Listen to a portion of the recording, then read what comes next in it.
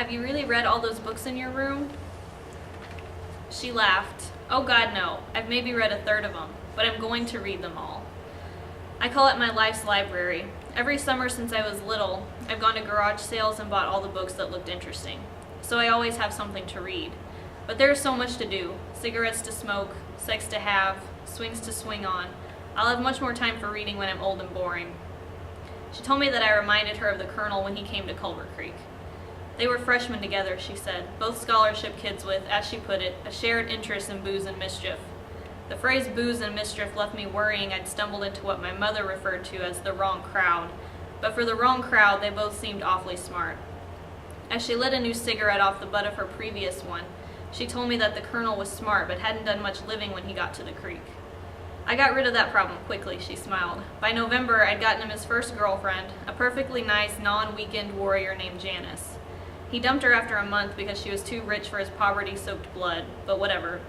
We pulled our first prank that year. We filled classroom 4 with a thin layer of marbles. We've progressed some since then, of course. She laughed. So Chips became the Colonel, the military-style planner of their pranks, and Alaska was ever Alaska, the larger-than-life creative force behind them. You're smart like him, she said. Quieter, though, and cuter, but I didn't even just say that because I love my boyfriend. Yeah, you're not bad either, I said, overwhelmed by her compliment. But I didn't just say that because I love my girlfriend. Oh, wait. Right, I don't have one. She laughed. Yeah, don't worry, Pudge. If there's one thing I can get you, it's a girlfriend. Let's make a deal. You figure out what the labyrinth is and how to get out of it, and I'll get you. Deal. We shook on it. Later, I walked toward the dorm circle beside Alaska. The cicadas hummed their one-note song just as they had at home in Florida.